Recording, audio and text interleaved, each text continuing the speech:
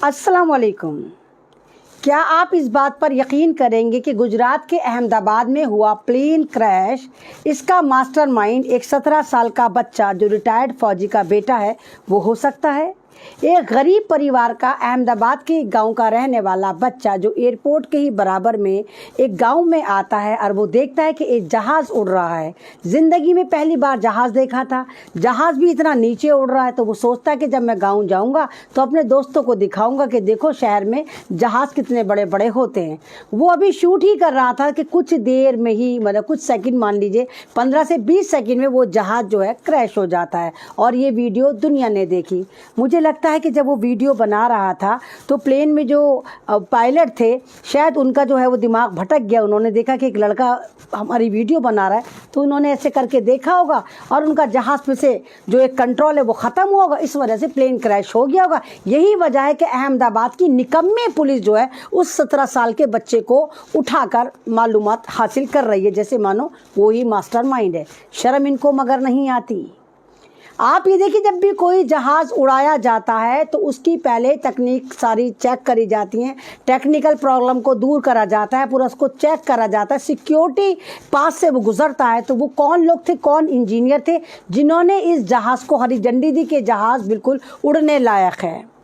आपको पता है कि ये एयर इंडिया का जहाज़ था। मुझे तो ऐसा लग रहा है कि टाटा समूह को टाटा बाय बाय करने का वक्त आ गया। कोई ना कोई चाल इनके खिलाफ चली जा रही है, क्योंकि आए दिन अगर आप देखें कुछ अरसे से एयर इंडिया के प्लेनों में किसी में पानी टपकता हुआ नज़र आ रहा है, किसी में एसी ख़राब है, लोग पंखे जलते नज़र आ रहे हैं, कोई उड़ ही नहीं रहा है, किसी की उड़ान कैंसिल हो रही है। तो एकदम से टाटा समूह के ऊपर ये अजाब क्यों? कहीं टाटा समूह के एयर इंडिया को टाटा बाय बाय करने की तैयारी तो नहीं?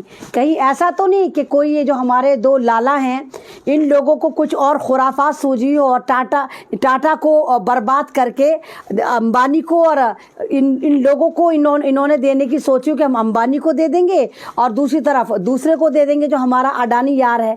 तो कहीं ये चाल तो नहीं? क्योंकि आप ये देखिए कि बोइंग जहाज़ में जो ये हादसा हुआ, ये दुनिया का पहला हादसा है जो एयरपोर्ट पे उड़ते ही 35 सेकंड के अंदर ये ब्लास्ट हो गया, इसके अंदर ये फट गया, ये गिर गया, ये उड़ ही नहीं पाया और ये एक आबादी पर जाकर, एक मेडिकल कॉलेज पर जाकर गिरा। इसके अंदर तो थे ही 241 पैसेंजर, वो तो मरे ही मरे। साथ साथ जहां पर ये जाकर गिरा वहां पर भी 100 से ज़्यादा लोग मारे गए। लेकिन सरकार इतनी निकम्मी, कोई जिम्मेदारी लेने को तैयार नहीं, कोई ये कहने को तैयार नहीं कि हाँ हमारी गड़बड़ी है, हमारा घोटाला है। वो पुलिस जो दनदनाती हुई एक फौजी को, जो गरीब फौजी है, इज्जत तो ये फौजी को दे नहीं पाते, उसके लड़के को उठा के मास्टरमाइंड बनाकर उससे पूछताछ कर रहे हैं और उसको हिरासा कर रहे हैं, जबकि वो वही बच्चा है जिसकी वजह से ये सारी फुटेज इंटरनेशनल वायरल हुई। एक ऐसा जहाज, एक ऐसी वीडियो जो पूरी दुनिया ने देखी कि किस तरह प्लेन क्रैश हुआ और इस बच्चे की वीडियो तमाम दुनिया में सर्कुलेट हुई। और हमारी निकम्मी पुलिस ये तो क्या सोचे कि बताओ, इस बच्चे की वजह से हमें पता चला कि प्लेन उड़ते ही क्रैश हो गया, उल्टा उसी फौजी के बच्चे को पकड़ कर ये हिरासा कर रहे हैं। क्योंकि इनकी औकात तो है नहीं कि एयर इंडिया के ऑफिस में जा सकें, इनकी औकात तो है नहीं कि ये सरकार से सवाल कर सकें, ना कोई मालूमात ना कुछ। क्योंकि तो होता है कि हिंदुस्तान में बड़े बड़े हादसे हो जाते हैं, कोई जवाबदेह नहीं होता और मुझे पूरी उम्मीद है